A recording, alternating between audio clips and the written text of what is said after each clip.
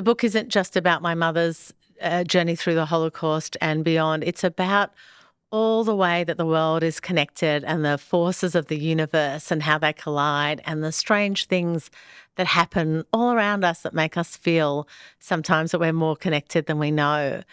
In the case of Rachel, my mother lived in a house, a Victorian house that had been subdivided into flats, and Rachel and her husband lived in one of those flats and lived there for many years, for more than a decade and a half. And so Rachel knew my mother really well and my father. They would both come for Friday night dinners sometimes. You know, they would speak often and have long talks. And so when my mother was diagnosed with cancer, Rachel had already moved out of the flat by then. And I bumped into her a couple of days after that diagnosis and I told her, and she was really distraught. The next morning I was driving the car, my mother rings and I answer the phone and she says, "You will never guess who is sitting with me here right now. Say hello to Rachel."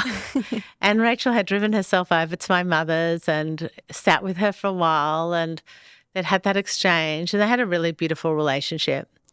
And so in my head, I remember when I met with these publishers and somebody was talking about audio, I remember thinking, Rachel Griffiths, like that's who I really want. But of course we have a friendship, but we don't have a I don't want to really impose on that too much.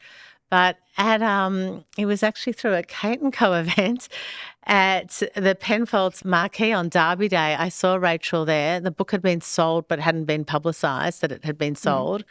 And I approached her, we were talking, chatting, and I said, "Guess what? I wrote a book about Mira and I really, really would love you to do the audio." And she said yes straight away. And I wasn't sure if that was because the Penfolds champagne was so good. She did say yes. And then she said yes again when Hachette approached her a while later. They all stood upright, limb against limb, pressing into each other. Before long, the air became stiff, filled with human stench. The only slip of light was through a window high above.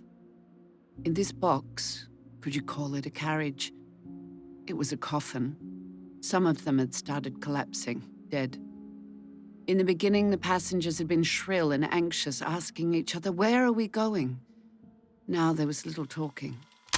It was a really incredible experience because I sat with her in that recording studio, sometimes feeding her the words because there were so many Yiddish and Hebrew words that are hard to translate. I didn't know. I was looking them up first and then kind of going schlof or whatever they were.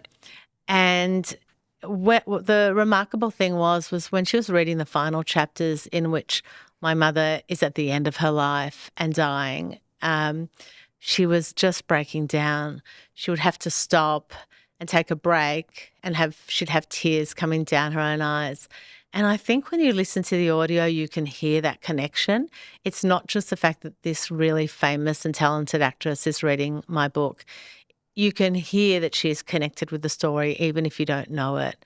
And there was a really funny moment where at one point my mother in the book is saying, that she didn't understand how so many people helped her, because that's one of the themes of the book. She always remarked on the goodness of people because so many people, Jewish and non-Jewish, really intervened to help her or save her in acts both small and grand.